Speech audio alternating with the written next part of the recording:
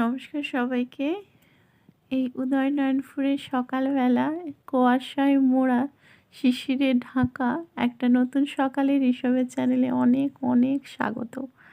ওয়েদারটা শুধু দেখুন, এখন বাজে সকাল 6:30। ভিডিওটা আমার বা ঋষভের উদ্দেশ্যে নয়, ভিডিওটা মেন আজকে যে পয়েন্ট সেটা হলো ছাদের গোলাপ গাছ। তো শীত চলে এসেছে মানেই ফুলেদের রানী আমাদের গোলাপ তো আসবেই, স্বাভাবিক। আমার কাছে যেই কয়েকটা গোলাপ গাছ আছে তো সেগুলোতেও ফুলের আনাগোনা অনেক দিন থেকেই শুরু হয়ে গেছে, কিন্তু যেহেতু ভিডিও আর আপলোড দিই না তাই ভিডিও করার ইচ্ছেটাও আর হয়নি। আর এই রীতিমধ্যে বাড়িতে অনেক কিছুই হয়ে গেছে, যেমন আমার ভাসুর ঠাকুরের বিয়েও হয়ে গেছে, দ্বিতীয়ত একটা খারাপ নিউজও আছে, যেটা হলো আমার ঠাকুর শাশুড়ি মা গত হয়েছেন, তো এখনও ওষুধ চলছে।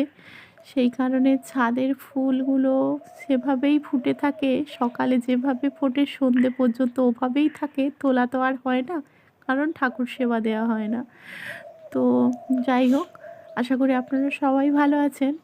তো ছাদ বাগানের এই গোলাপগুলোকে আপনাদের সঙ্গে শেয়ার করার জন্যই ভিডিওটা মূলত করা, যে অনেক দিন কিছু ভিডিও শেয়ার করা হয়নি ঋষভের এই চ্যানেলে।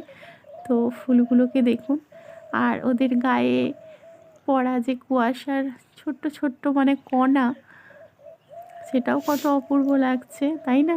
আমার ফোনের ক্যামেরা কোয়ালিটি অতটা ভালো নয়, কিন্তু যতটুকু সম্ভব ফোকাসে আনার চেষ্টা করছি। তো দেখুন ভালো লাগে কি না আপনাদের।